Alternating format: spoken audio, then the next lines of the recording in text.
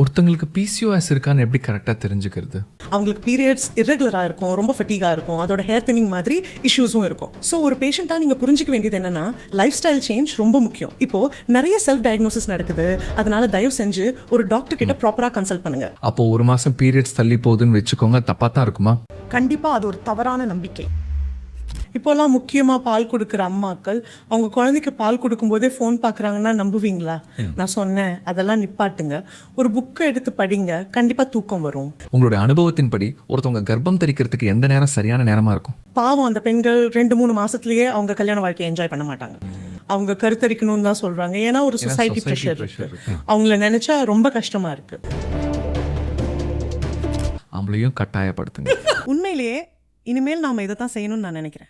இப்போ நான் ஆம்பளைங்களுக்கு எதிராக பேசணும்னு நினைக்கிறேன்.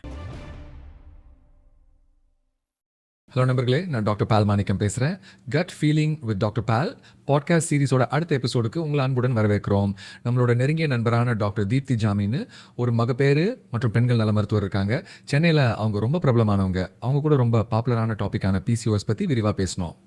பிசிஓஸ்னா என்ன, பிசிஓடினா என்ன, அதுக்குள்ளே என்ன வேறுபாடுகள் இருக்குது, உங்களுக்கு ஏதாவது அறிகுறிகள் தொடர்ந்து இருந்தால் ஏன் கவலைப்படணும், எந்த விஷயங்களுக்கு நீங்கள் கவலைப்பட தேவையில்லை, அதே மாதிரி உண்மையிலேயே வேலை செய்யக்கூடிய சிகிச்சை முறைகள் என்னென்ன அப்படின்னு நிறைய ப்ராக்டிக்கலான டிப்ஸ்கள் பற்றி பேசியிருக்கோம். அதனால் நீங்கள் ஒரு பெண்ணாக பிசிஓஎஸ் பற்றி இன்னும் நல்லா புரிஞ்சுக்கணும்னு நினைக்கிறீங்கன்னா, அல்லது கன்சீவ் ஆகிறதுல கஷ்டம், இன்ஃபர்டிலிட்டி மாதிரி இஷ்யூஸ் ஃபேஸ் பண்ணிக்கிட்டு இருந்தால் இந்த எபிசோட் கண்டிப்பாக நீங்கள் பார்க்க வேண்டிய ஒன்று. உங்கள் பார்ட்னர் கூட சேர்ந்து பார்த்தா இன்னும் யூஸ்ஃபுல்லாக இருக்கும். ஏன்னா இதில் பர்த் கண்ட்ரோல் மெத்தட்ஸ், ஓம் ப்ரிசர்வேஷன், ஸ்பெர்ம் ப்ரிசர்வேஷன், அதில் இருக்கிற ரிஸ்க்ஸ் என்ன, பெனிஃபிட்ஸ் என்னன்னு ரொம்ப கிளியராக பேசியிருக்கோம். அதே மாதிரி ஒரு couple of family health improve ஆக என்ன மாதிரி dietary choices, lifestyle changes பண்ணலாங்கிறதையும் டிஸ்கஸ் பண்ணியிருக்கோம். ஸோ இந்த எபிசோட்லேருந்து கண்டிப்பாக நிறைய யூஸ்ஃபுல்லான தகவல்கள் தெரிஞ்சுக்கலாம்.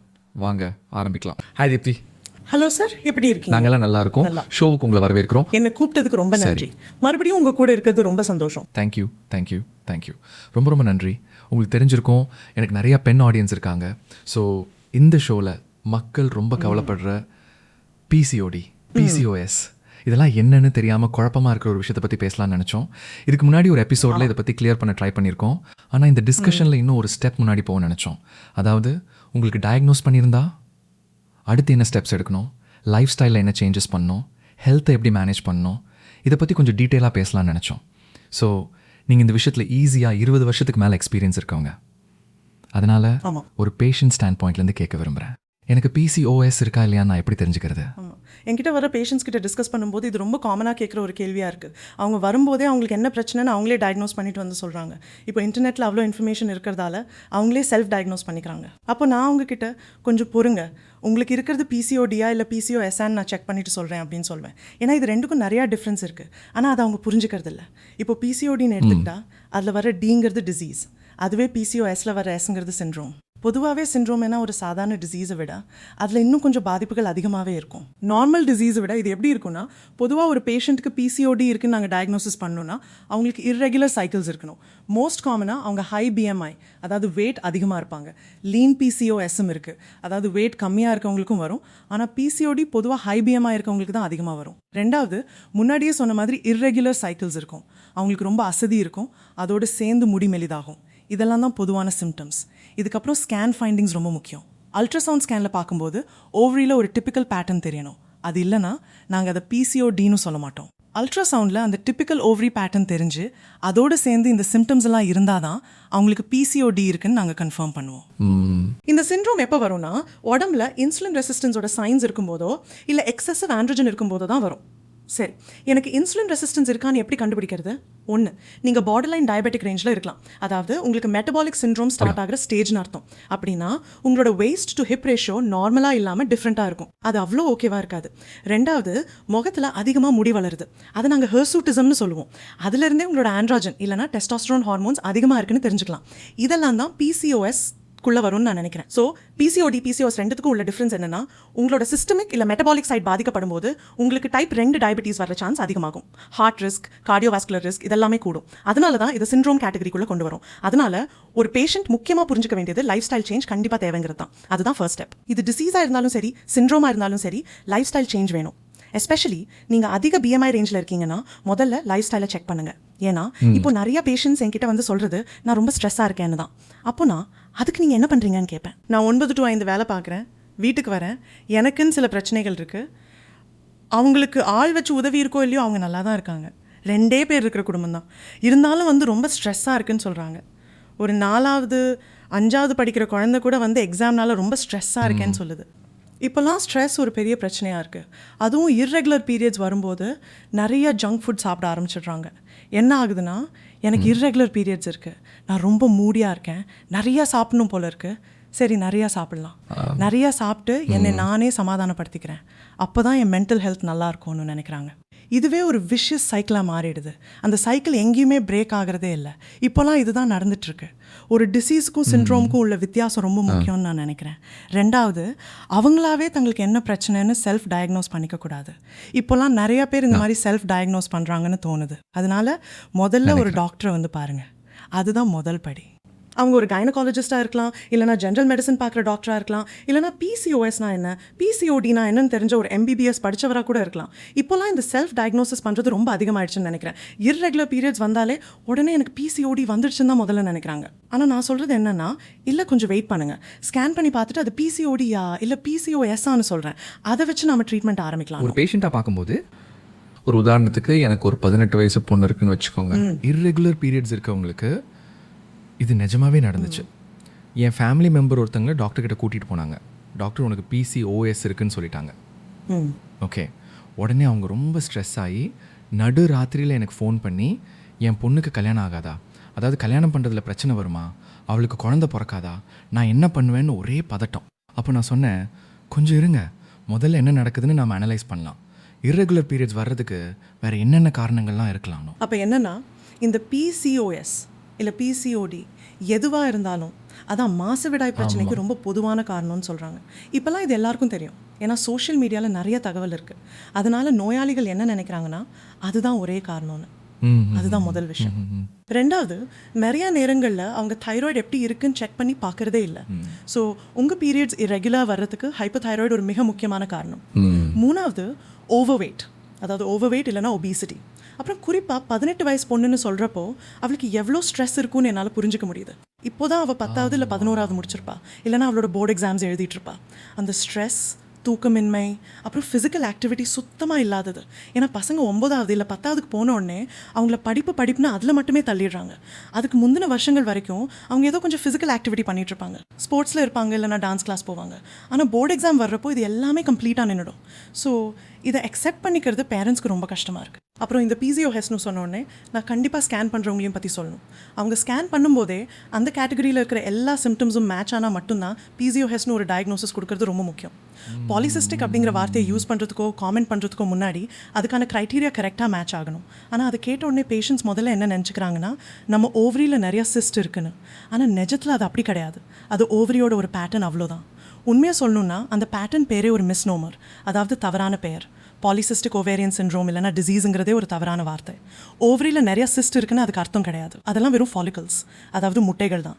இரெகுலர் பீரியட்ஸ்க்காக பேஷண்ட்ஸ் என்கிட்ட வரும்போதெல்லாம், ஏன் டாக்டர் எனக்கு ஏன் ரெகுலராக பீரியட்ஸ் வரமாட்டேங்குதுன்னு கேட்பாங்க. அப்போ நான் பேஷண்ட்ஸ் கிட்ட இதை ரொம்ப ஈஸியாக எப்படி எக்ஸ்பிளைன் பண்ணுவேன்னா, இப்போது ஒரு கிளாஸில் 40 ஸ்டூடெண்ட்ஸ் இருக்காங்கன்னு வச்சுப்போம். ஒரு மாதத்துக்கு யாராவது ஒரு ஸ்டூடெண்ட் மட்டும்தான் கிளாஸ் லீடர் ஆக முடியும். ஆனால் இங்கே ஒரே ஒரு ஸ்டூடெண்ட் மட்டும் இல்லை, எல்லாருக்குமே லீடர் ஆகணும்னு ஆசை. அதனால் கடைசியில் யாருமே லீடராக செலக்ட் ஆகலை. ஸோ அந்த ஒரு மாதம் எந்த லீடரும் இல்லாமலே அப்படியே முடிஞ்சிடுது. இது ரொம்ப சிம்பிள். பாலிசிஸ்டிக் ஓவரியில் பொதுவாக இதுதான் நடக்கும். அந்த மாதத்தில் உங்களோட எக் ஒன்று கூட முழுசாக மெச்சூர் ஆகாது. 15வது நாளுக்குள்ளே ஒரு எக் மெச்சூர் ஆகியிருக்கணும். ஆனால் 30 நாள், 40 நாள், 50 நாள் ஆனாலும் அங்கே இன்னும் லீடர் தேர்ந்தெடுத்துக்கிட்டே தான் இருப்பாங்க. அதாவது எந்த ஒரு எக்கும் செலக்ட் ஆகவே இல்லைன்னு அர்த்தம். அதனால தான் ஒரு எக் செலக்ட் ஆகி அது நல்லா மெச்சூர் ஆகி லீடராக வரும்போது அது ஸ்பெர்மோட சேரலைன்னா ப்ரெக்னென்சி இருக்காது, உங்களுக்கு பீரியட்ஸ் வந்துடும். இப்படி சொன்னால் பேஷண்ட்ஸ்க்கு ரொம்ப நல்லாவே புரியுது. நான் அவங்கக்கிட்ட கேட்பேன், சரி நீங்கள் ரெகுலராக ஆவிலேட் ஆகிறதுக்கு என்ன பண்ணணும்? நீங்கள் ஆவிலேட் ஆன உடனே, அதாவது எக் ரிலீஸ் ஆன உடனே அடுத்த 2 வாரத்தில் உங்களுக்கு பீரியட்ஸ் வந்துடும். நான் எப்போவுமே முதல்ல நம்புறது லைஃப் ஸ்டைல் தான்.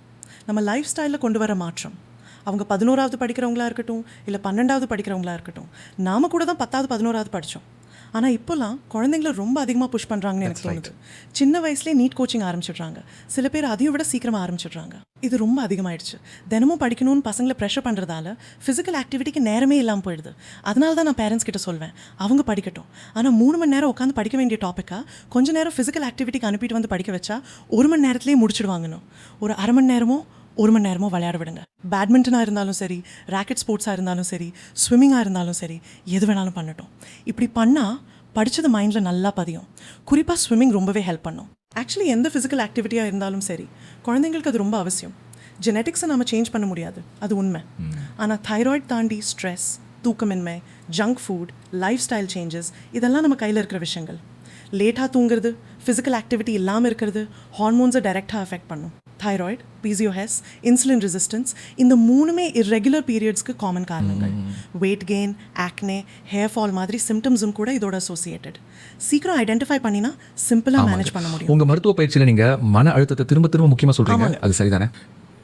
அது ரொம்பவும் பொதுவானதாக இருக்கிறதுனால நீங்கள் அப்படி சொல்கிறீங்களா, இல்லை அதுதான் நடக்கக்கூடிய ரொம்பவே முக்கியமான காரணங்களில் ஒன்றா?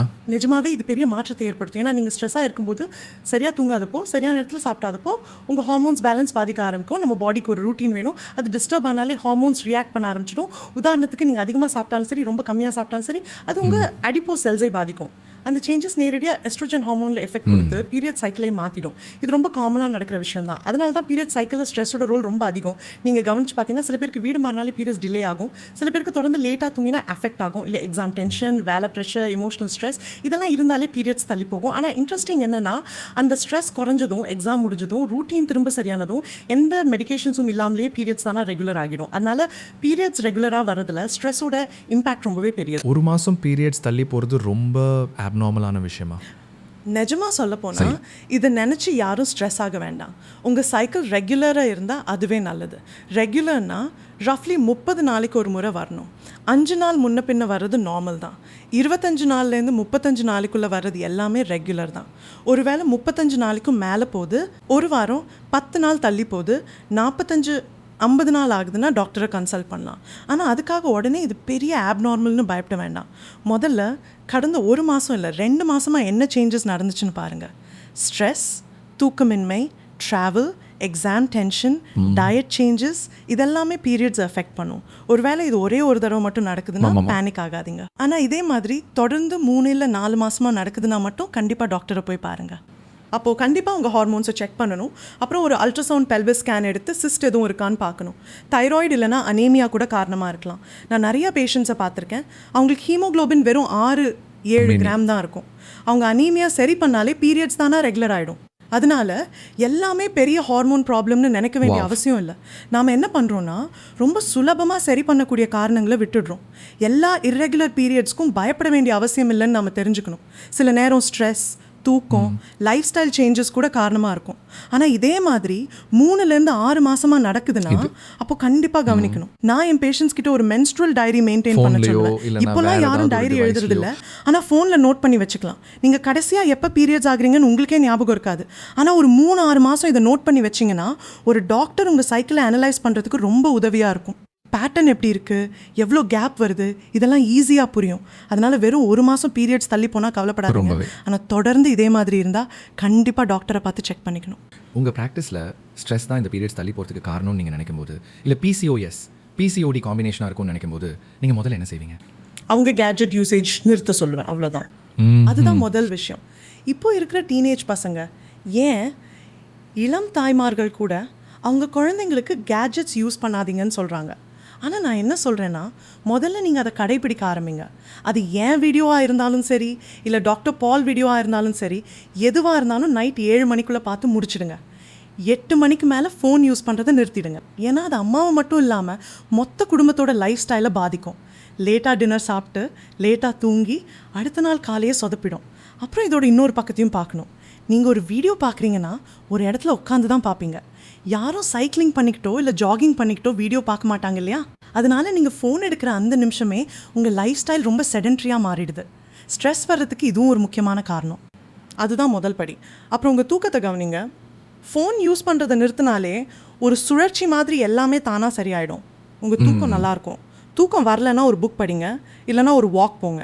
லைட்டாக டின்னர் சாப்பிட்டுட்டு ஒரு நட போயிட்டு வந்து புக் படிச்சிங்கன்னா தானாகவே தூக்கம் வந்துடும். நீங்கள் எந்த புக்கை திறந்தாலும் சரி, கண்டிப்பாக தூக்கம் வந்தே தீரும். இப்போலாம் இந்த ஃபோன் யூஸ் பண்ணுற பழக்கம் முக்கியமாக தாய்ப்பால் கொடுக்குற அம்மாங்க கிட்ட அதிகமாகிடுச்சு. அவங்க குழந்தைக்கு பால் கொடுக்கும்போது கூட ஃபோன் பார்க்குறாங்கன்னு சொன்னால் நம்ப முடியுமா? நான் அவங்கக்கிட்ட அதை முதல்ல நிறுத்துங்கன்னு சொல்வேன். அதுக்கு அவங்க, டாக்டர் நான் என்ன பண்ணுறது, 2 மணி நேரத்துக்கு ஒரு முறை 3 மணி நேரத்துக்கு ஒரு முறை பால் கொடுக்கும்போது எனக்கு ரொம்ப போர் அடிக்குதுன்னு சொல்கிறாங்க. நான் என்ன பண்ணுறது? ரூமில் வேறு யாரும் இல்லை, என்கிட்ட பேசுகிறதுக்கும் யாரும் இல்லை, இந்த ஃபோன் மட்டும்தான் இருக்குது இன்னும் நிறைய பேர் கேட்குறாங்க. நான் என்ன சொல்கிறேன்னா, அந்த நேரம் தான் நீங்கள் குழந்தையோடு இருக்க வேண்டிய நேரம். எத்தனை மாதம் இல்லை, எத்தனை வருஷம் நீங்கள் தாய்ப்பால் கொடுக்க போகிறீங்க, அந்த டைம் திரும்ப வராது. அதனால் குழந்தையோட ஸ்கின் டு ஸ்கின் கான்டாக்ட் இருக்கிற மாதிரி பார்த்துக்கோங்க. குழந்தைகிட்ட பேசுங்க, அவங்க கூடவே இருங்க. குழந்தை சின்னதாக இருந்தாலும் அம்மாவோட வாய்ஸை ஃபீல் பண்ணும். வேணும்னா ரூமில் மெதுவான மியூசிக் போடலாம், வெளிச்சத்தை கொஞ்சம் குறைச்சி ரூமை காமாக வச்சுக்கிட்டா குழந்தையும் நிம்மதியாக இருக்கும், ஃபீடிங்கும் நல்லா நடக்கும். பால் கொடுக்கும்போது மட்டும் இல்லை, ப்ரெக்னென்சி அப்போவும் முடிஞ்ச வரைக்கும் ஃபோனை கொஞ்சம் அவாய்ட் பண்ணது நல்லது. ஏன்னா இப்போ சோஷியல் மீடியாவில் ஏகப்பட்ட தகவல்கள் இருக்குது. அதில் எது சரி எது தவறு யார் சொல்கிறாங்கன்னு தெரியாமல் நிறைய பேஷண்ட்ஸ் கன்ஃபியூஸ் ஆகிடுறாங்க. ஏதாவது ஒரு வீடியோ பார்த்துட்டு அதில் சொல்கிற விஷயங்களை எப்படி எடுத்துக்கணும்னு தெரியாமல் பயப்படுறாங்க. அது அவங்களுக்கு இன்னும் ஸ்ட்ரெஸ்ஸி தான் அதிகமாக்குது. அப்புறம் அதுக்கு ஆன்சர் தேடுறேன்னு அடுத்தடுத்த வீடியோஸை பார்த்துட்டே இருப்பாங்க. கடைசியில் அது ஒரு முடிவே இல்லாத சைக்கிள் மாதிரி சுழற்சி தான், விஷஸ் சைக்கிள். அப்போ பால் கொடுக்கும்போது ஒரு தாய் என்ன பண்ணால் கரெக்டாக இருக்கும்? இது ரொம்ப அருமையான கேள்வி. பொதுவாக நம்ம ஊரில் தாய்ப்பால் கொடுக்கும்போது ஒன்று மறைவான இடத்துல கொடுப்போம், இல்லைனா பொது இடங்கள்ல அதுக்குன்னு இருக்க தனியான இடத்துல கொடுப்போம். ஆனால் அப்போ அந்த அம்மா தனியாக இருக்கணும்னு தான் எல்லாரும் நினைப்பாங்க இல்லையா? அந்த நேரத்தில் மற்றவங்க யாரும் ரூம்குள்ளே வரவே மாட்டாங்க. ஆனால் உண்மையில் டெலிவரிக்கு அப்புறம் அவங்க கடந்து வர்ற ஒரு ரொம்ப முக்கியமான ஸ்டேஜ் தான் இது. அவங்க முதல் தடவை அம்மாவாக இருந்தாலும் சரி, இல்லை 2வது தடவையாக இருந்தாலும் சரி, அந்த நேரத்தில் உடம்புல ஹார்மோன்ஸ் ஏறி இறங்கிட்டே இருக்கும். அவங்க மனசில் கூட பெரும்பாலும் தனியாக தான் ஃபீல் பண்ணுவாங்க. நம்ம ஊர் சூழ்நிலையில் குழந்தை அழுதுட்டு இருக்கும்போது அம்மா பால் கொடுக்க ஆரம்பித்தா, சரி நீ பால் கொடு, நான் வெளியே வெயிட் பண்ணுறேன்னு எல்லாரும் கதவை சாத்திட்டு வெளியே போயிடுவாங்க. பாட்டி இல்லைனா மற்ற பெரியவங்க கூட இதை தான் பண்ணுவாங்க. அந்த சமயத்தில் அந்த அம்மா கிட்ட பேசுகிறதுக்கு அங்கே வேறு யாருமே இருக்க மாட்டாங்க. ஆனால் யோசிச்சு பாருங்கள், அங்கே ஒரு சின்ன உயிர் இருக்குல்ல, அந்த குழந்தை என்ன பண்ணுது? அம்மாவோட வாய்ஸை தான் முதல்ல ரெக்கக்னைஸ் பண்ணுது, அவரோட ஹார்ட் பீட்டை ஃபீல் பண்ணுது. அதனால தான் நான் செக்கப்புக்கு வர எல்லா அம்மாக்கள்கிட்டையும் சொல்லுவேன், ஃபோனை வச்சுட்டு குழந்தைகிட்ட பேசுங்கணும். சைலண்ட்டாக இருக்கணும்னு அவசியம் இல்லை. அந்த ஸ்கின் டு ஸ்கின் டச் அந்த நேரத்தில் ரொம்ப ரொம்ப முக்கியம். அந்த ரூம் ஃபுல் சைலண்ட்டாக இருக்க வேண்டியதில்லை, ஆனால் காமாக இருக்கணும். லைட் கொஞ்சம் குறைச்சா போதும், நாய்ஸ் இல்லாமல் இருந்தால் போதும். அம்மா அந்த மூமெண்ட்டில் அலோன் ஃபீல் பண்ணாமல் ஐ எம் வித் மை பேபின்னு ஃபீல் பண்ணணும். குழந்தையும் அதே ஃபீல் பண்ணணும். அந்த ரூம், அந்த மூமெண்ட், ஸ்கின் டு ஸ்கின். குழந்தையோட உடல் அம்மாவோட உடம்புல படுறது ரொம்ப முக்கியம். ஏன்னா அது குழந்தைய உடனே அமைதிப்படுத்தும். அழுதுட்டு இருக்கிற குழந்தைக்கு நீங்கள் பால் கொடுக்கலனா கூட அந்த ஸ்கின் டு ஸ்கின் கான்டாக்ட் இருந்தாலே குழந்தை அடங்கிடும். குழந்தைய சுற்றி இருக்கிற துணியை எடுத்துகிட்டு உங்கள் உடம்போடு அணைச்சி வச்சிங்கன்னா, அது அம்மாவாக இருந்தாலும் சரி இல்லை அப்பாவாக இருந்தாலும் சரி, அழுதுட்டுருக்கிற குழந்தை சீக்கிரம் சமாதானம் ஆகிடும். அந்த க்ளோஸ்னஸ் குழந்தைக்கு பாதுகாப்பு உணர்ச்சியும் தரும். இப்போ ஒரு பக்கம் குழந்தைக்கு பால் கொடுத்துட்டு இன்னொரு பக்கம் ஃபோன் பார்க்குறீங்கன்னு வச்சுக்கோங்க, கண்டிப்பாக நீங்கள் அதை செய்யக்கூடாது. ஃபோன், டிவி, ஐபேட் இதெல்லாம் ரொம்ப சுலபமாக கிடைக்குதுங்கிறதுக்காக பால் கொடுக்கும்போது அதையெல்லாம் பார்க்காதீங்க. ஏன்னா குழந்தை உங்களுக்கு ரொம்ப பக்கத்தில் இருக்குது. அந்த நேரத்தில் நீங்கள் குழந்தைய அணைச்சிக்கலாம், மெதுவாக தட்டி கொடுக்கலாம், குழந்தைக்கு சௌகரியமாக இருக்கான்னு பார்த்துக்கலாம். அப்புறம் உங்களுக்கு முதுகு வலியோ இல்லை வயிற்று வலியோ வராமல் இருக்கிற மாதிரி உங்கள் பொசிஷனை சரி பண்ணிக்கலாம். பால் கொடுக்கும்போது இந்த மாதிரி எவ்வளவோ விஷயங்கள் பண்ணலாம். குழந்தைய பற்றி மட்டும் யோசிங்க. பாட்டு பாடலாம், ரூமில் மெதுவான மியூசிக்கோடு விடலாம், ரூமை அமைதியாக வச்சுக்கிட்டா குழந்தையும் நிம்மதியாக இருக்கும். இதெல்லாம் ரொம்ப முக்கியம்னு நான் நினைக்கிறேன். ஃபீடிங் நேரம் குழந்தைக்கும் அம்மாவுக்கும் பாண்டிங் அதிகப்படுத்தும் நேரம் கூட. பாண்டிங்கை பெருசாக்கும். இது கண்டிப்பாக பாண்டிங் அதிகப்படுத்துது. ஏன்னா தாய்க்கும் குழந்தைக்கும் அந்த பால் கொடுக்குறப்ப கிடைக்கிற பாண்டிங் வேற எப்பவும் கிடைக்காது. புரியுது, கண்டிப்பாக புரியுது. ரொம்ப ரொம்ப முக்கியம். உங்கள் பேஷண்ட்ஸ்க்கு எவ்வளோ நாள் தாய்ப்பால் கொடுக்க சொல்லுங்க? பொதுவாக 6 மாதம் வரைக்கும் தாய்ப்பால் மட்டும்தான் கொடுக்கணும். சரி. 6 இல்லைனா 7 மாசத்துல மற்ற உணவுகளை ஆரம்பிக்கலாம். ஆனால் தாய்ப்பாலை 1 வயசு இல்லைனா 2 வயசு வரைக்கும் கூட தொடரலாம். 2 வயசு வரைக்கும் தாய்ப்பால் கொடுத்தா அது குழந்தைக்கு ரொம்ப நல்ல நோய் எதிர்ப்பு சக்தியை தரும்னு நிறைய ஆராய்ச்சிகள் சொல்லுது. அதனால நாம் அதை நிறுத்த சொல்றதில்ல. ஒருவேளை முதல் குழந்தைக்கு 1 வயசு இருக்கும்போது தாய் 2வது முறை கன்சீவ் ஆகிட்டாலும் நாங்கள் தாய்ப்பால் கொடுக்க சொல்லி தான் ஊக்கப்படுத்துவோம். நான் இப்போ ப்ரெக்னெண்ட்டாக இருக்கேன் டாக்டர், எப்படி முதல் குழந்தைக்கு பால் கொடுக்க முடியும், இந்த குழந்தைக்கு பால் கிடைக்குமா? அந்த பேஷண்ட்ஸ்க்கு நிறைய சந்தேகங்கள் இருக்கும். நான் உங்ககிட்ட சொல்கிறது, உங்களுக்கு பால் சுரக்கும், கவலைப்படாதீங்க. உங்கள் டயட்டில் கால்சியம் அதிகமாக இருக்கிற மாதிரி பார்த்துக்கோங்க. நாங்கள் கொடுக்குற சப்ளிமெண்ட்ஸை சரியாக எடுத்துக்கோங்க. நீங்கள் தாராளமாக உங்கள் குழந்தைக்கு பால் கொடுக்கலான்னு தான். ரொம்ப காமனாக எனக்கு வர ஒரு கொஸ்டின் என்னென்னா, சரி டாக்டர், எனக்கு பிசிஓஎஸ் டயக்னோசிஸ் ஆகிடுச்சு, இனிமேல் நான் ப்ரெக்னென்ட் ஆகவே மாட்டேனா? உங்கள் எக்ஸ்பீரியன்ஸில் இந்த டிசீஸோட ப்ராக்னோசிஸ் எப்படி இருக்குது? அதாவது பிசிஓஎஸ் பெட்டர் இல்லை பிசிஓடி பெட்டரா? ஓகே, முதல்ல அவங்க புரிஞ்சுக்க வேண்டிய விஷயம் என்னென்னா, அவங்களுக்கு குழந்தையே பிறக்காது அப்படிங்கிறது சுத்தமான மெத். நான் ஏற்கனவே சொன்ன மாதிரி நிறையா ஃபாலிக்கல்ஸ் இருக்கும். ஆனால் அதுலேருந்து ஒரு முட்டை ரிலீஸ் ஆகுதா அப்படிங்கிறத மட்டும் நாம் உறுதி பண்ணிக்கணும். ஒரு முட்டை, ஒரு விந்தணு இருந்தாலே குழந்தை உருவாகிட முடியும். அவங்க பயப்படுறதுக்கு காரணமே அவங்களுக்கு ஓவியுலேட் ஆகாதது தான். அதாவது முட்டை முழுசாக மெச்சூர் ஆகாதது தான் பிரச்சனை. பிசிஓடியை பொறுத்த வரைக்கும் உங்களோட லைஃப் ஸ்டைல் சேஞ்சஸ் சரியாக இருந்தாலே பேஷண்ட்ஸ் நல்லா இம்ப்ரூவ் ஆவாங்க. ஆனால் உங்களோடது பிசிஓஎஸ்ஸாக இருந்தால் அது மெட்டபாலிக் சிண்ட்ரோம் மற்றும் எண்டோக்ரைன் பிரச்சனைகளில் வந்துடுது. அதனால அவங்களுக்கு லைஃப் ஸ்டைல் சேஞ்சஸ் மட்டும் பத்தாது, ட்ரீட்மெண்ட்டும் தேவைப்படும். ஒன்று, நாங்கள் ஹார்மோன் மாத்திரைகள் கொடுப்போம், இல்லைனா முட்டையை மெச்சூர் ஆக்கிறதுக்காக இன்ஜெக்ஷன்ஸ், இல்லைனா டேப்லெட்ஸ் மூலமாக நாங்கள் கொஞ்சம் எக்ஸ்ட்ரா புஷ் கொடுப்போம். இதான் நாங்கள் பண்ணுவோம். ஆனால் அவங்களால கன்சீவ் ஆகவே முடியாதுன்னு சொல்கிறதுக்கு ஒன்றுமே இல்லை. கண்டிப்பாக கன்சீவ் ஆகலாம். ஆனால் நாங்கள் கொடுக்குற மருந்துகள் வேலை செய்யணுன்னா அவங்களோட லைஃப் ஸ்டைலும் கோஆப்ரேட் பண்ணணும். அது நடந்தே ஆகணும். நாங்கள் வெறும் மருந்துகளை மட்டுமே கொடுத்துட்ருக்க முடியாது. நான் எவ்வளோ மாத்திரைகள் தான் கொடுக்க முடியும், எவ்வளோ ஹார்மோன் இன்ஜெக்ஷன்ஸ் தான் போட முடியும். அவங்க லைஃப் ஸ்டைலை மாற்றி அவங்க உடல் எடையில் வெறும் 5-7% குறைச்சா கூட போதும். ஓவர் வெயிட்டில் இருக்கிற 75-80% பேர் அவங்க இடையில வெறும் 7% குறைக்கும் போதே அவங்களுக்கு தானாகவே முட்டை வளர ஆரம்பிச்சிடும். இதை நான் சொன்னேன்னா நிறைய பேர் அதை செய்ய ரெடியாக இருக்காங்க. நிறைய பேஷண்ட்ஸ் கிட்ட நான் இதை ஒரு டீல் மாதிரி சொல்லுவேன். 3 மாதம் கழித்து பார்ப்போம், இதுதான் டீல். நான் எந்த மருந்தும் தரப்போகிறது இல்லைன்னு சொல்லுவேன். அவங்களுக்கு ஒரு 25, 26 இல்லை 27, 28 வயசு தான் ஆகுதுன்னா கல்யாணம் ஆனோடனே நாங்கள் இன்ஃபர்டிலிட்டிக்கு ட்ரீட்மெண்ட் ஆரம்பிக்க மாட்டோம். ஒரு 1 அல்லது 2 வருஷம் அவங்களுக்கு டைம் கொடுப்போம். நிறைய பேர் நேச்சுரலியாகவே கன்சீவ் ஆகி வருவாங்க. இப்போ நாங்கள் இதை ஒரு கேம் மாதிரி பண்ண ஆரம்பிச்சிட்டோம். ஓகே, நானும் தினமும் ஒர்க் அவுட் பண்ணுறேன், நீங்களும் தினமும் ஒர்க் அவுட் பண்ணுங்கள், 3 மாதம் கழித்து எப்படி இருக்குன்னு பார்ப்போன்னு சொல்வேன். இது அவங்கள ரொம்பவே மோட்டிவேட் பண்ணுது. இதுக்காகவே ஒரு வாட்ஸ்அப் குரூப் மாதிரி ஒரு கம்யூனிட்டி வச்சுருக்கோம். இதில் ஆர்வம் இருக்கிற பேஷண்ட்ஸ் இருப்பாங்க, நாங்களும் அந்த குரூப்பில் இருப்போம். அவங்களுக்குள்ளேயே ஒருத்தருக்கு ஒருத்தர் மோட்டிவேட் பண்ணிப்பாங்க. அது பார்க்கவே ரொம்ப நல்லாயிருக்கும். இன்றைக்கி எவ்வளோ ஸ்டெப் கவுண்ட் நடந்தாங்க, நான் ஒர்க் அவுட் பண்ணிட்டேன், மத்தியானம் நான் இதான் சாப்பிட்டேன்னு அவங்களுக்குள்ளே ஷேர் பண்ணிப்பாங்க. இந்த மாதிரி குரூப் ஆக்டிவிட்டீஸ் அவங்களுக்கு ரொம்பவே நல்லது. அதனால் பிசிஓஎஸ் இருந்தாலே ஐவிஎஃப் இல்லைனா பெரிய ட்ரீட்மெண்ட்டுக்கு தான் போகணுன்னு நினைக்கக்கூடாது. சாதாரண ஹார்மோன் மாத்திரைகள் வேலை செய்கிறதுக்கு கூட உங்களோட லைஃப் ஸ்டைல் சேஞ்சஸ் ரொம்பவே உதவி பண்ணும். நீங்கள் 25-26 வயசு பற்றி சொன்னீங்க. சரி, எக்ஸ்பீரியன்ஸில் ஒரு பெண் குழந்தை பெற்றுக்கிறதுக்கு சரியான வயசு எதுவாக இருக்கும்னு சொல்லுவீங்க? நான் இதை சொன்னால் கண்டிப்பாக எல்லாரும் என் மேலே ரொம்ப கோவப்படுவாங்க. ஒரு ஒர்க்கிங் மதராக நான் இதை சொல்கிறேன். ஒரு ஃபீட்டல் மெடிசன் கன்சல்டண்ட்டாக நான் ப்ரெக்னன்சி ஸ்கேன்ஸில் நிறைய குழந்தைங்கள, அதாவது ஃபீட்டஸை பார்க்குறேன். அதனால் ஐடியல் ஏஜ் எதுன்னு நான் சொல்கிறேன் கேளுங்க. தாய்க்கு ஒரு 24 வயசு ஆகும்போது, அதாவது ஏர்லி 20களில், ரொம்ப ஏர்லியாக 19-20 வயசில் நான் சொல்ல வரல, ஒரு 22-23 வயசுக்கு அப்புறம் அந்த 24-25 வயசு தான் பெஸ்ட் டைம். முன்னெல்லாம் 21-22 வயசில் கல்யாணம் பண்ணிப்பாங்க. 25 வயசில் முதல் குழந்தை பிறந்துடும். 27-28 வயசுக்குள்ளே அவங்க ஃபேமிலி கம்ப்ளீட்லி செட்டில் ஆகிடும். ஆனால் இப்போ அதுக்கு நேர்மாறா நல்லதுக்கு தான், டெஃபினெட்லி நல்லதுக்கு தான். பெண்கள்லாம் அவங்க கரியரில் ஃபோக்கஸ் பண்ணுறாங்க, அதில் நல்லா வரணும்னு நினைக்கிறாங்க. ஆனால் அதே நேரத்தில் நான் அவங்களுக்கு என்ன சொல்வேன்னா, கரியர் எங்கேயும் போயிடாது, நீங்கள் நினைக்கிற இடத்துக்கு கண்டிப்பாக போவீங்க. உங்களுக்கு அந்த மோட்டிவேஷன் இருந்தால் கண்டிப்பாக நீங்கள் அந்த இடத்த அடைவீங்க. ஆனால் அதே சமயம் இதையும், அதாவது குழந்தை பெற்றுக்கிறத விட்டுறாதீங்க.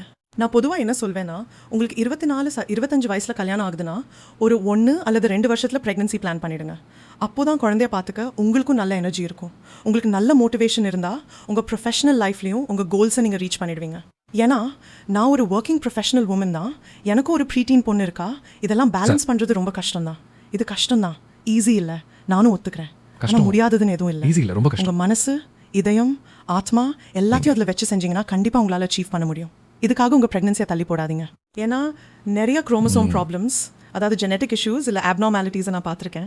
ரொம்ப சின்ன வயசில், அதாவது 18-19 வயசில் கல்யாணம் ஆகி ப்ரெக்னென்ட் ஆகிறவங்களுக்கும் இது வருது. அதே போல் ரொம்ப லேட்டாக 35-37 வயசுக்கு மேலே ப்ரெக்னென்ட் ஆகிறவங்களுக்கும் இது வருது. எல்லாரும் நினைக்கிறாங்க 18 வயசில் கல்யாணம் பண்ணி வைப்போம், அப்போதான் நல்லதுன்னு. ஆனால் அப்படி இல்லை. 20 வயசுக்கு முன்னாலேயும் 18-19 வயசுலையும் நிறைய குரோமோசோமல் அப்நார்மாலிட்டிஸ் நாங்கள் பார்த்துருக்கோம். அதே மாதிரி 35-36-37 வயசுக்கு அப்புறமும் பார்த்துருக்கோம். இப்போ எல்லாம் 37 வயசுக்கு மேலே தான் அட்வான்ஸ் மெட்டர்னல் ஏஜ்னு நாங்கள் எடுத்துக்கிறோம். முன்னெல்லாம் 35 வயசுன்னு வச்சுருந்தோம், இப்போ அது மாறிடுச்சு. பொதுவாக குரோமோசோமல் அப்நார்மாலிட்டி இருக்கான்னு கண்டுபிடிக்க எங்ககிட்ட இப்போ நிறைய டேட்டாவும் வசதிகளும் இருக்குது. இருந்தாலும் உங்களுக்கு ப்ரெக்னன்சி பிளான் பண்ண ஆப்ஷன் இருந்தால் தயவு செஞ்சு 30 வயசுக்குள்ளேயே பண்ணிடுங்க. 30க்கு முன்னாடி ஒரு 25 வயசில் கல்யாணம் ஆகுதுன்னா ஃபேமிலியாக கம்ப்ளீட் பண்ணிடுங்க. நான் இந்த கான்ட்ரவர்சியாக கொஞ்சம் கிளற போகிறேன். இப்போது நிறைய பேர் ரைட் பர்சன் கிடைக்கலன்னு சொல்லி கல்யாணத்தை தள்ளி போடுறாங்க. அரேஞ்ச் மேரேஜாக இருந்தாலும் சரி, லவ் மேரேஜாக இருந்தாலும் சரி, இஷ்யூ அது இல்லை. எனக்கு மேட்ச் ஆகிற சரியான ஆள் கிடைக்கலன்னு ஃபீல் பண்ணி பலரும் டிலே பண்ணுறாங்க. அவங்க பாயிண்ட் என்னென்னா, இந்த ரிலேஷன்ஷிப் சரியாக வருமா, இந்த பர்சன் எனக்கு சூட்டபிள் ஆவாரான்னு தெரியல. அப்படி இருக்கும்போது குழந்தை பெற்றுக்கணும்னு மட்டும் அவசரப்பட்டு ஏன் பண்ணணும் அப்படின்னு கேட்குறாங்க. ஓகே, அந்த மாதிரி சுச்சுவேஷனில் அதுதான் ரீசன்னா அவங்க எக்ஸை ஃப்ரீஸ் பண்ணி ப்ரிசர்வ் பண்ணுறதை நீங்கள் ரெக்கமெண்ட் பண்ணுவீங்களா? கண்டிப்பாக. ஆமாம். ஏன்னா இப்போ இது ரொம்பவே பிரபலமாக பேசப்படுற ஒரு புது விஷயம். நாங்கள் இது ரொம்ப வருஷமாகவே பண்ணிட்டு தான் இருக்கோம். ஆனால் இப்போ தான் திடீர்னு இதை பற்றி நிறைய அவேர்னஸ் வந்திருக்கு. ஒரு விதத்தில் இது நல்லது தான். ஏன்னா இப்படி ஒரு ஆப்ஷன் நமக்கு இருக்கிறதே நிறைய பேருக்கு தெரியல. முன்னாடிலாம் நாங்கள் இது IVF ART ட்ரீட்மெண்ட்ஸ்க்கு தான் பண்ணுவோம். முட்டைகளை ஃப்ரீஸ் பண்ணுவோம், ஸ்பெர்ம்ஸை கூட ஃப்ரீஸ் பண்ணுவோம். ஏன்னா சில பேரோட ஹஸ்பண்ட்ஸ் நேவியில் இருப்பாங்க, கப்பலில் வேலை செய்கிற சேலர்ஸாக இருப்பாங்க. வருஷத்தில் 3 மாதமோ 4 மாதமோ தான் அவங்க ஊரில் இருப்பாங்க. அந்த 2-3 மாதம் அவங்க ஊரில் இருக்கும்போது அந்த பொண்ணுங்களால் அவங்க மேரேஜ் லைஃப்பை கூட நிம்மதியாக என்ஜாய் பண்ண முடியாது. சொசைட்டி ப்ரெஷர் காரணமாக அந்த கம்மி டைமுக்குள்ளே எப்படியாச்சும் ப்ரெக்னென்ட் ஆகிடணும் தான் பதட்டப்படுவாங்க. அதை பார்க்கும்போது எனக்கே ரொம்ப கஷ்டமாக இருக்கும். நான் அவங்கக்கிட்ட சொல்வேன், கவலைப்படாதீங்க, முதல்ல அந்த 1-2 மாதம் ஒருத்தருக்கு ஒருத்தர் டைம் ஸ்பெண்ட் பண்ணுங்கள், சந்தோஷமாக இருங்க. நேச்சுரலியாக கன்சீவ் ஆகலைன்னா பரவாயில்ல, ஹஸ்பண்டோட ஸ்பெர்ம்ஸை நாம் வேணால் ஃப்ரீஸ் பண்ணி வச்சுக்கலான்னு சொல்வேன். ஸோ கணவன் கூட இல்லாத பிரச்சனைக்கு மட்டும் இல்லை, ஒரு பொண்ணு தன்னோட கரியரை நல்லா பிளான் பண்ணணும்னு நினச்சாலோ, எப்போ கல்யாணம் பண்ணிக்கிறதுன்னு முடிவெடுக்கலனாலோ, இல்லை நீங்கள் கேட்ட மாதிரி இப்போதைக்கு ஒரு ரைட் பர்சன் கிடைக்கலனாலோ, அவங்க கண்டிப்பாக அவங்க எக்ஸை ஃப்ரீஸ் பண்ணி வைக்கலாம். இது காம்ப்ளிகேட்டடான ப்ரொசீஜரான்னு கேட்டால் இல்லவே இல்லை, கண்டிப்பாக கிடையாது. இது ரொம்பவே சேஃபான விஷயம். ஏன்னா நாளைக்கு உங்களுக்கு 34, 35 இல்லை 37 வயசு ஆனால் கூட உங்களோட ஏகோட வயசு 25 தான் இருக்கும். அதுதான் இதில் ஹைலைட். உங்களோட வயசு 35, 36 அதெல்லாம் ஒரு பெரிய மேட்டர் இல்ல. அதே வயசு உதாரணத்துக்கு 25 வயசுல ஏஜ் கே ஃப்ரீஸ் பண்ணீங்களோ, அந்த ஏகோட வயசு அதே 25 தான். அதை ஒரு இடத்துல பாதுகாப்பாக ஸ்டோர் பண்ணி வைப்போம். அதை எப்போ வேணாலும் நம்ம எடுத்து யூஸ் பண்ணிக்கலாம். அதனால் லேட்டாக கல்யாணம் பண்ணிக்கலாம், லேட்டாக ப்ரெக்னென்சி பிளான் பண்ணிக்கலாம்னு நினைக்கிறவங்க இதை பற்றி தெரிஞ்சுக்க வேண்டியது ரொம்ப முக்கியம். இப்போல்லாம் கல்யாணம் ஆகாத பொண்ணுங்க நிறைய பேர் இதை பண்ண வராங்க. வெறும் செலிபிரிட்டிஸ் மட்டும் இல்லை, சாதாரண மக்களும் வந்து எங்ககிட்ட கேட்குறாங்க. இது நிஜமாவே ஒரு நல்ல மாற்றமாக தான் நான் பார்க்குறேன். கல்யாணம் பண்ணிக்கணும் அப்படிங்கிறதுக்காக அவங்க கரியரை காம்ப்ரமைஸ் பண்ணிக்க வேண்டிய அவசியம் இல்லை. ஓகே, 30 வயசுக்குள்ளே குழந்தை பெற்றுக்கணும், அதனால் நான் 24 வயசுலேயே அவசரப்பட்டு கல்யாணம் பண்ணியே ஆகணும் அப்படிலாம் எந்த கட்டாயமும் இல்லை. நான் முன்னாடியே சொன்ன மாதிரி உங்களுக்கு சீக்கிரமாக கல்யாணம் ஆகிற சிச்சுவேஷன் இருந்தால் சீக்கிரமாக குழந்தை பெற்றுக்க ட்ரை பண்ணுங்க. ஆனால் எந்த ஒரு காரணத்துக்காகவாவது உங்களால் உடனே கல்யாணம் பண்ணிக்க முடியலன்னா தாராளமாக நீங்கள் உங்கள் எக்ஸை ஈஸியாக ப்ரிசர்வ் பண்ணலாம், அதாவது ஃப்ரீஸ் பண்ணி வச்சுக்கலாம். இது பாதுகாப்பானதா? அது 100% உண்மை. அவுட்கமும் பெட்டராக இருக்குல்ல? ஆமாம். ஓகே, ஏதாவது ஏஜ் லிமிட் இருக்கா? 36, 37ன்னு அந்த எக்ஸ் எவ்வளோ காலம் வரைக்கும் நல்லா இருக்கும்? பொதுவாக 35 வயசுக்கு முன்னாடியே பண்ண சொல்லுவோம். ஏன்னா 35 வயசுக்கு மேலே எக் குவாலிட்டியில் ஒரு ஷார்ப் டிக்ளைன் வரும். அது நமக்கு வேண்டாம். அதனால் 35, 36, 37க்கு மேலே எக் ப்ரிசர்வ் பண்ணுறதை நாங்கள் பெரும்பாலும் ரெக்கமெண்ட் பண்ண மாட்டோம். அப்புறம் நாங்கள் எல்லா எக்ஸையும் ப்ரிசர்வ் பண்ண மாட்டோம். எக்ஸை எடுத்து அதோட குவாலிட்டி என்ன, கிரேட் என்னன்னு பார்ப்போம். எப்படி எம்ப்ரியோ உருவான பிறகு நாம அதுக்கு ஒரு கிரேடிங் கொடுப்போமோ, அதே மாதிரி எக்ஸ்க்கும் கிரேடிங் இருக்குது. நல்ல குவாலிட்டி இருக்கிற எக்ஸை மட்டும் தான் நாங்கள் எடுத்து ப்ரிசர்வ் பண்ணுவோம். அதனால் யோசிக்கிறவங்க 30 வயசுக்கு முன்னாடியே பண்ணுறது தான் பெஸ்ட். 35, 36க்கு மேலே எக் குவாலிட்டி கண்டிப்பாக. 25ல் ப்ரிசர்வ் பண்ணிவிட்டு எவ்வளோ காலம் அந்த கருமுட்டையை பயன்படுத்தலாம்? 37, 38 பிரச்சனை இல்லையா? எப்போ வேணாம் நீங்கள் அதை லைஃப் லாங் கூட பத்திரமா வச்சுக்கலாம். அதனால இது எப்போ வேணால் யூஸ் பண்ணிக்கலாம். 10 வருஷம் கழிச்சு, 15 வருஷம் கழிச்சு எப்போ வேணால் பிரச்சனை இல்லை. அப்போ அது உண்மைதான். ஏன்னா இதெல்லாம் IVF ஆரம்பிச்சதுக்கு அப்புறம் தான் வந்துச்சு. நாங்கள் oocytes ப்ரிசர்வ் பண்ணுறதோட இன்னொரு காரணம் என்னன்னா, முதல் IVF சைக்கிள் ஃபெயில் ஆகிடுச்சுன்னா திரும்ப ஹார்மோன்ஸ் கொடுத்து திரும்ப ப்ரொசீஜரை பண்ணி எக்ஸ் ரிட்ரீவ் பண்ண வேண்டாம். ஏன்னா அதுக்கு திரும்ப அனஸ்தேஷியா கொடுக்கணும். அதனால நாங்கள் ஒரே தடவை எக்ஸ் ரிட்ரீவ் பண்ணி ஃப்ரீஸ் பண்ணி வச்சுடுவோம். அடுத்த IVF சைக்கிளில் வெறும் எம்ப்ரியோ ட்ரான்ஸ்ஃபர் மட்டும்தான். ஒவ்வொரு சைக்கிளுக்கும் ஹார்மோன் இன்ஜெக்ஷன்ஸை திரும்ப திரும்ப எடுக்கணும்னு இல்லை. ஏன்னா அவ்வளோ இன்ஜெக்ஷன்ஸை கண்டினியூஸாக எடுக்கிறது ரொம்ப கஷ்டம். உடம்புக்கு மட்டும் இல்லை, இமோஷ்னலாகவே ரொம்ப ட்ராமடைசிங். அவ்வளோ ஈஸியான ப்ராசஸ் கிடையாது. இப்போ ஒரு பேஷண்ட் உங்ககிட்ட வந்து நான் இப்போது என் எக்ஸை ஃப்ரீஸ் பண்ணிக்கணும் அப்படின்னு சொல்லும்போது அந்த பேஷண்ட் என்ன மாதிரியான ஒரு சமுதாய அழுத்தத்தை ஃபேஸ் பண்ணுறாங்கன்னு நினைக்கிறீங்க? உண்மையில் நோயாளிகள் தனியாக தான் வர்றாங்க. ஆமாம், அவங்க குடும்பத்தோட வர்றதில்லை. 90%க்கும் மேலே அவங்க தனியாக தான் வராங்க. ஒன்று அவங்களோட பார்ட்னர், ஃபியான்சி, இல்லைனா அவங்க ஃபியான்சி கூட யாரோட பிளானிங் பண்ணுறாங்களோ அவங்களோட வருவாங்க. ஆனால் பேரண்ட்ஸை கூட்டிகிட்டு வர்றதில்லை. நான் நினைக்கிறேன் அந்த ஐடியாவுக்கு நாம் இன்னும் ஃபுல்லி ஓப்பன் ஆகலை. ஏன்னா அவங்களோட பேரண்ட்ஸ் வந்து ஒரு 60கள் 70கள் ஜென்ரேஷன். அவங்க இன்னும் அந்த லெவலுக்கு ஓப்பன் ஆகலை. ஆனால் யங் கேர்ள்ஸ் தைரியமாக தனியாக வராங்க. பேரண்ட்ஸ்க்கு இதை பற்றி தெரியுமா இல்லையான்னு எனக்கு ஷூராக தெரியல. ஆனால் யங் கேர்ள்ஸ் எங்ககிட்ட வந்து கேட்குறாங்க பேரண்ட்ஸ் இல்லாமல். நான் இப்போது ஆண்களை பற்றி பேச போகிறேன். ஆமாம், நான் அதையும் ஒரு முக்கியமான விஷயமா தான் பார்க்குறேன். இது ஆண்களுக்கும் பொருந்துமா? அதாவது அவங்களோட பாதுகாக்க முடியும். கண்டிப்பாக இது ஆண்களுக்கும் பொருந்தும். சமீபத்தில் எங்களுக்கு ஒரு பிரபலமான செலிபிரிட்டி வந்தாங்கன்னு நினைக்கிறேன். அவங்க ஒரு பாடகரோட ஸ்பெர்ம்ஸை பாதுகாத்து வச்சுருந்தாங்க. அவரோட பெயர் இப்போ ஞாபகத்தில் இல்லை. ஆனால் இப்போது அந்த பெற்றோர்களுக்கு அந்த பாடகரோட குழந்தை இருக்குது. அந்த பாடகர் துரதிருஷ்டவசமாக நோய்வாய்ப்பட்டு இறந்துட்டாரு. அவரால் உயிர் பிழைக்க முடியல. ஆனால் அவங்களுக்கு இப்போ குழந்தை இருக்காங்க. அவரோட விந்தணுவை பயன்படுத்தி தான். அதனால எது வேணால் நடக்க வாய்ப்பு இருக்குது. எல்லாம் சாத்தியம்தான். ஆண்களுக்கு ஏதாவது ஏஜ் லிமிட் இருக்கா? பொதுவா அப்படி Chromosome இல்ல. risk ஒரு 45 அதிகமாகறதுக்கு. 50 வயசு So, இல்ல, வரைக்கும் கூட ஒண்ணும் அது பெருசா okay இல்ல. தான். ஏன்னா ஒவ்வொரு 72 நாளைக்கும் ஒரு முறை புது ஸ்பெர்ம்ஸ் உடம்புல உருவாகிட்டே தான் இருக்கும். அதனால 45 வயசு வரைக்கும் ஜென்ரலி ஃப்ரெஷ்ஷான நல்ல குவாலிட்டி இருக்கிற ஸ்பெர்ம்ஸ் கிடைக்கும். அப்புறம் இது வெறும் வயசை மட்டும் பொறுத்ததில்ல. நம்மளோட பிஎம்ஐ, ஸ்மோக்கிங், ஆல்கஹால் மாதிரி பழக்க வழக்கங்கள் எல்லாமே இதில் ரொம்ப முக்கிய ரோல் ப்ளே பண்ணும். வயசாக ஆக நமக்கு மற்ற ஹெல்த் இஷ்யூஸும் கொஞ்சம் கொஞ்சமாக அதிகமாகும். அது நம்மளோட எக் மற்றும் ஸ்பெர்ம் குவாலிட்டி நேரடியாக பாதிக்கும். ஸோ எவ்வளோ சீக்கிரம் இதை பண்ணுறோமோ அவ்வளோ நல்லது. சீக்கிரமே ஆண்களுக்கும் நல்லது. ஆண்களுக்கும் வெறும் விந்தணுக்கள் மட்டும் இல்லை, நான் சொன்ன மாதிரி முட்டைக்கு மட்டும் இல்லை, விந்தணுக்களுக்கும் சீக்கிரம் பண்ணுறது தான் நல்லது. நான் இப்போது இந்தியாவில் ப்ராக்டிஸ் பண்ணல. ஆனால் நான் இங்கே மெடிக்கல் ஸ்கூலில் படிச்சுட்டு இருந்த டைமில் OBGYN கிளினிக் ஒரு கப்பல் வரதை நான் பார்த்துருக்கேன். ஒரு வருஷம் நேச்சுரலாக கன்சீவ் ஆக ட்ரை பண்ணியிருப்பாங்க, ஆனால் ஆகியிருக்காது. அவங்க கிளினிக் வரும்போது பார்த்தீங்கன்னா அந்த இன்ஃபர்டிலிட்டி பற்றின டிஸ்கஷனை எப்போவுமே அந்த பொண்ணுக்கிட்ட இல்லை ஒய்ஃப் கிட்ட மட்டும்தான் பேசுவாங்க. இப்போவும் இப்படி தானா இல்லை மாறிடுச்சா? இல்ல கண்டிப்பா இப்போ நிலைமை ரொம்ப முன்னேறிடுச்சு. இம்ப்ரூவ் ஆகிருக்கு. கண்டிப்பா. கண்டிப்பா. ஏன்னா நான் படிக்கிற டைம்ல கூட நம்ம 2 பேரும் ஆல்மோஸ்ட் அதே சேம் டைம்ல தான் சமயத்துல. படிச்சிருப்போம். அப்போ பாத்தீங்கன்னா அந்த பொண்ணு அவங்க அம்மா இல்லைன்னா மாமியார் மட்டும்தான் வருவாங்க. ஹஸ்பண்ட் அந்த இடத்துல இருக்க மாட்டாரு. ஆனா இப்போ இது கம்ப்ளீட்லி டிஃப்ரெண்டா இருக்கு. நிறைய ஹஸ்பண்ட்ஸ் அவங்க ஒய்ஃபோட ஹெல்த்ல ரொம்ப இன்வால்வ் ஆகிறத நான் பார்க்குறேன். அவங்க என்கிட்ட கேட்குற முதல் கேள்வி, டாக்டர் அவள் நல்லா இருக்காளா, அவளுக்கு ஒன்றும் பிரச்சனை இல்லையே அப்படிங்கிறது தான். அவளுக்குலாம் ஓகே, எந்த ஹெல்த் இஷ்யூவும் இல்லைன்னா நாங்கள் ட்ரீட்மெண்ட் பண்ண ரெடியாக இருக்கோம்னு சொல்கிறாங்க. கடந்த ஒரு 10 வருஷத்தில் நான் ஒரு பெரிய மாற்றத்தை பார்க்குறேன். 10லேருந்து 15 வருஷம் இது ஒரு பெரிய டைம். இருந்தாலும் இன்னும் சில பேஷண்ட்ஸ் ஹஸ்பண்ட்ஸ் கூட வராமல் எதுக்குமே வராங்க. பொறுப்பு இது தன்னோட இல்லைன்னு. பொறுப்பே இல்லைன்னு நினைக்கிற ஆட்களும் இருக்காங்க. ஆனால் நம்ம பிஜி டேஸில் பார்த்ததுக்கும் இப்போவுக்கும் ரொம்ப பெரிய மாற்றம் இருக்குது. இப்போ ஹஸ்பண்ட்ஸ் கண்டிப்பாக நல்லாவே இன்வால்வ் ஆகுறாங்க. அதுக்கு நான் அவங்களுக்கு கிரெடிட் கொடுத்தே ஆகணும். ரொம்ப தேங்க்யூ. நான் அதை சொல்லியே ஆகணும், அதுதான் உண்மை. இதோட இன்னொரு ஆங்கிள் பார்த்தீங்கன்னா, ஓகே நம்ம இவ்வளோ நேரம் ஐவிஎஃப், இன்ஃபர்டிலிட்டி, கன்சீவ் ஆகிறதுல இருக்க பிரச்சனைகளை பற்றி பேசணும்.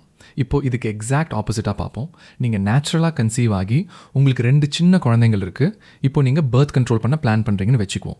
இங்கேயும் அதே கேள்வி தான் வருது. பொதுவாக நம்ம ஊரில் ஃபேமிலி பிளானிங்னா பெண்களுக்கு பண்ணுற டூபல் லிகேஷன், அதாவது ஓவரியிலேருந்து வர டியூப்ஸை கட்டி விடுறது, இல்லைனா பெண்களுக்கு தர்ற ஓரல் கான்ட்ரசெப்டிவ் பில்ஸ், இதுதான் மெயின் பர்த் கண்ட்ரோல் மெத்தடாக இருந்துகிட்ருக்கு. ஆனால் ஆண்களுக்கு பண்ணுற வேசெக்டமி பற்றி என்ன நினைக்கிறீங்க? யூஎஸில் அது இவ்வளோ காமனான ஒரு விஷயமா இருக்குது. ஆனால் இந்தியாவில் ஏன் அது அவ்வளோவா பண்ணுறதில்ல? அது இன்னமும் கூட அவ்வளவா ஃபேமஸ் ஆகலன்னு தான் நினைக்கிறேன். ரொம்ப பரவலாலாம் ஆகலை. இப்போ நான் மென்க்கு அகேன்ஸ்டாக தான் பேசி ஆகணும். ஏன்னா அந்த விஷயம் இன்னும் ப்ராக்டிஸ்க்கு வரலன்னு தான் நினைக்கிறேன். ஏன் அப்படி?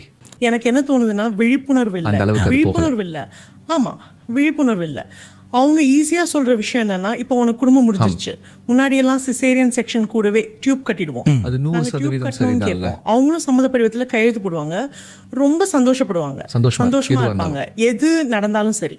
ஆனால் இப்போலாம் நாங்கள் தள்ளி போடுறோம். இப்போலாம் எலக்டிவ் சிசேரியன் கூட அதை செய்யறதில்ல.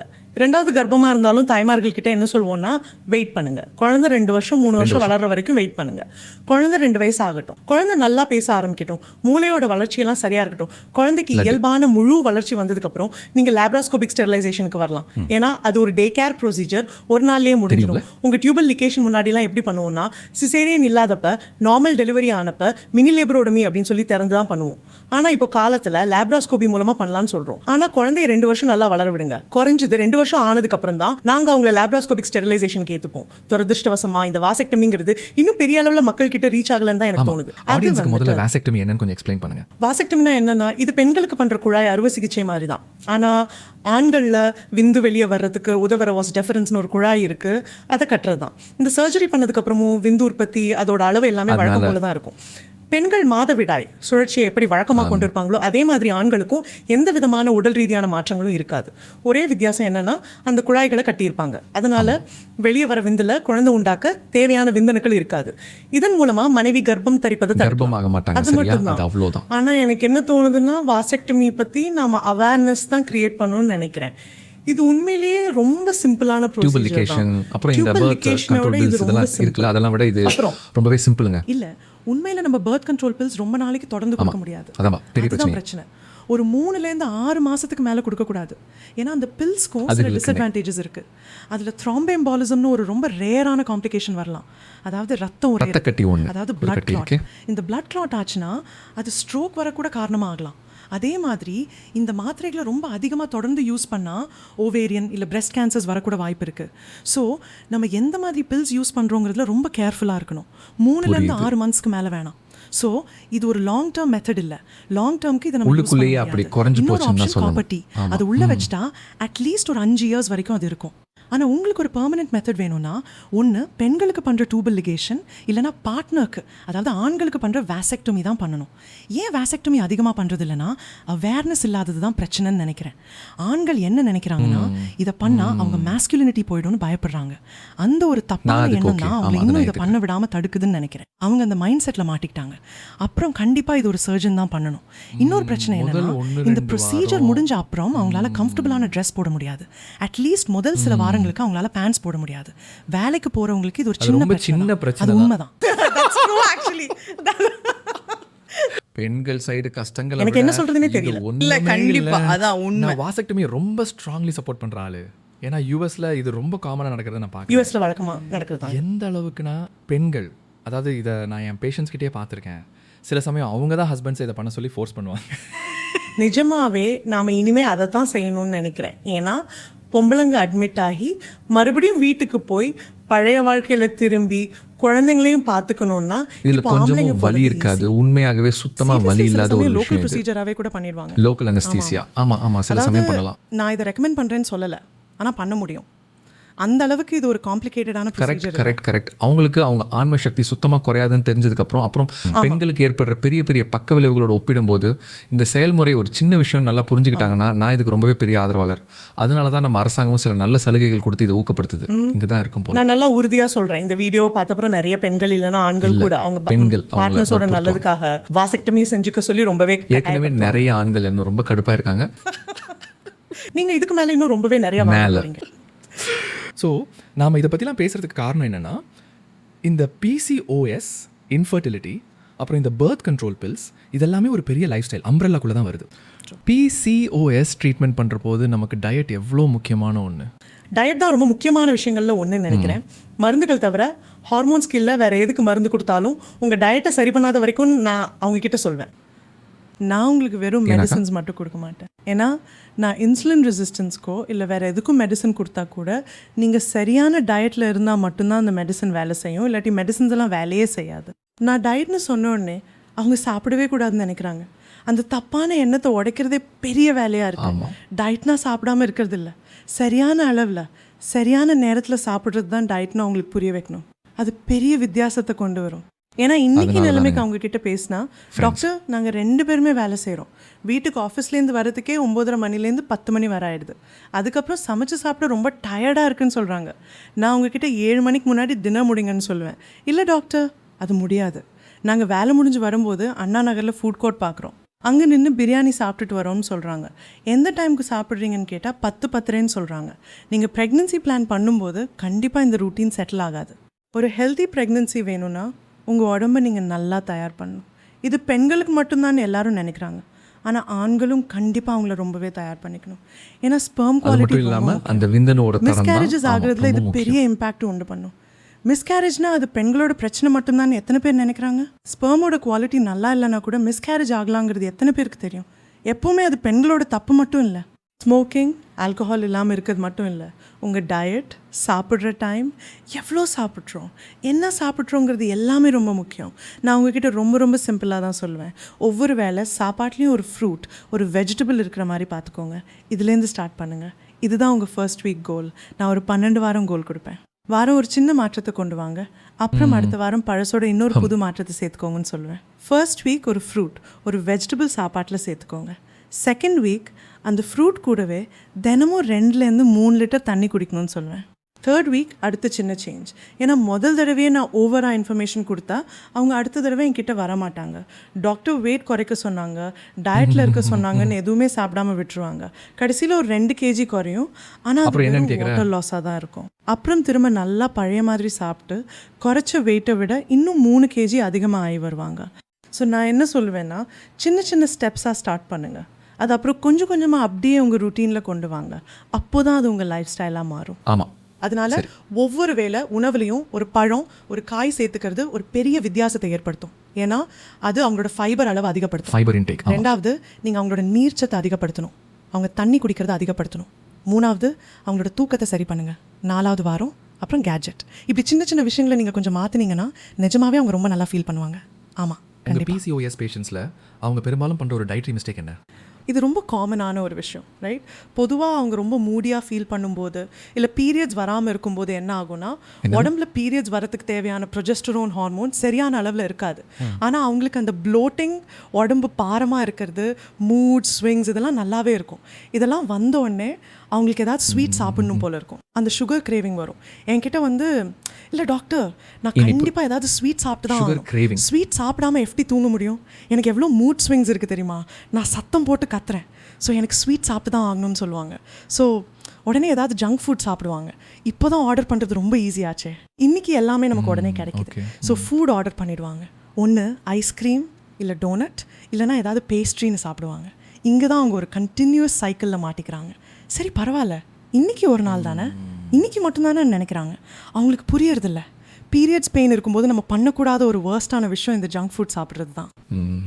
உண்மையில் நீங்கள் ஜங்க் ஃபுட் சாப்பிடாம இருந்தீங்கன்னா மாதவிடாய் வலி சுலபமாக குறைஞ்சிடும். கேஃபீனை தவிர்த்துடுங்க, ஜங்க் ஃபுட்ஸ் அவாய்ட் பண்ணுங்கள். உங்களுக்கு அந்த பீரியட்ஸ் வலி நல்லாவே குறையும். அது ரொம்ப நல்லது. சாப்பாட்டில் நிறைய விதைகள் சேர்த்துக்கோங்க. உங்களுக்கு உடம்பு நல்லா இருக்குன்னு தோணுச்சுன்னா நீங்கள் தாராளமாக ஒர்க் அவுட் கூட பண்ணலாம். யோகா, நார்மல் வாக் இல்லை பிரிஸ்க் வாக் எது வேணாலும் பண்ணலாம். இப்போ தான் மென்ஸ்ட்ரல் கப்ஸ் வந்துடுச்சு, அந்த கப்ஸை யூஸ் பண்ணி நீங்கள் ஸ்விம்மிங் கூட பண்ணலாம். உங்களுக்கு ஸ்விம்மிங் பிடிக்கும்னா மென்ஸ்ட்ரல் கப் போட்டுட்டு எந்த கவலையும் இல்லாமல் ஸ்விம் பண்ணலாம். உண்மையில் அது உங்கள் பீரியட்ஸ் வலியை இன்னுமே நல்லா சரி பண்ணும். நான் எல்லாருக்கும் சொல்கிறது இதுதான், ஜங்க் ஃபுட் சாப்பிட்றது நிறுத்திடுங்க. ஆனால் நிறைய பேர் பண்ணுற ஒரு விஷயமே அந்த ஜங்க் ஃபுட் சாப்பிட்றது தான். ப்ராசஸ்ட் ஃபுட் சாப்பிட்றாங்க. இன்னைக்கு ஒரு நாள் தானே இன்னும் நினைக்கிறாங்க, ஆனால் அந்த ஒரு நாள் பழக்கம் கண்டினியூ ஆகி அவங்க பீரியட்ஸ் ஆகாத வரைக்கும் அது தொடரும். இதனால திரும்பவும் வயிறு உப்பசம் ஆகிடும், ரொம்ப டல்லாக ஃபீல் பண்ணுவாங்க. கடைசியாக பீரியட்ஸ் வர வைக்க மாத்திரை கேட்குற நிலைமைக்கு எங்ககிட்ட வருவாங்க. அவங்க பண்ணுற ரொம்ப காமனான தப்பு என்னன்னு பார்த்தீங்கன்னா, இனிப்பு மற்றும் ப்ராசஸ்ட் ஃபுட்ஸை நிறைய சாப்பிட்றது. நைஸ். வழக்கம் போலவே ரொம்ப அற்புதமான டிஸ்கஷன். ரொம்ப தேங்க்ஸ் டாக்டர், இவ்வளோ அழகாக எல்லாத்தையும் புரிய வச்சதுக்கு. Thank you so much. நீங்கள் பண்ணுற இந்த நல்ல வேலையை இப்படியே தொடர்ந்து பண்ணுங்க. ரொம்ப நன்றி. இப்படியே எல்லாருக்கும் இந்த அவேர்னஸ் கொண்டு சேருங்க. என்னோட வாழ்த்துக்கள் உங்களுக்கு. நீங்கள் ரொம்ப டிஃப்ரெண்ட்டான விஷயங்கள்லாம் ட்ரை பண்ணுறீங்க, அது ரொம்ப பெரிய விஷயம். உங்கள் பேஷண்ட்ஸ் கண்டிப்பாக ரொம்ப ஹாப்பியாக இருப்பாங்கன்னு நான் நம்புகிறேன். மக்களுக்கு இந்த மாதிரி இன்ஃபர்மேஷன் ரொம்ப தேவை. ஏன்னா கட் ஹெல்த் பற்றி இவ்வளோ பேசுறது நீங்கள் ஆரம்பிச்சப்போ நான் நினைக்கிறேன், அதனால் இது ரொம்ப முக்கியமான விஷயம். நானும் உங்களை மாதிரி தான். மக்கள் எங்ககிட்ட வந்து உங்களால் தான் நான் வெயிட் குறைச்சேன்னு சொல்லும்போது எனக்கு ரொம்ப சந்தோஷமாக இருக்கும். அதுதான் என்னை இன்னும் மோட்டிவேட் பண்ணி, அதான் உத்வேகம். நான் என்ன நினைக்கிறேன்னா, ஒவ்வொரு டாக்டரும் கண்டிப்பாக திறமையை ப்ரமோட் பண்ணுறது, அவங்களோட எக்ஸ்பர்டீஸை ப்ரமோட் பண்ணணும். உங்கள் ஹார்ட் ஒர்க், கமிட்மெண்ட், அப்புறம் இந்த வண்டர்ஃபுல் டெக்னிக்கு ரொம்ப நன்றி. ரொம்ப தேங்க்யூ. பிரியாவுக்கு கூட என்னோட ரிகார்ட் சொல்லுங்கள். கண்டிப்பாக. அவளை பார்த்து ரொம்ப நாள் ஆகிடுச்சு, கிட்டத்தட்ட ஒரு வருஷம் இருக்கும். அவளுக்கு என்னோட ரிகார்ட் சொல்லுங்கள். கண்டிப்பாக. உங்களை சந்திச்சதுல தீப்தி, சந்தோஷம். நன்றி. மீண்டும் நன்றிங்க. ஹலோ கைஸ், இந்த பாட்காஸ்ட் செஷன் ரொம்ப வண்டர்ஃபுல்லாக இருந்துச்சு. நான் இதை ரொம்ப என்ஜாய் பண்ணேன்.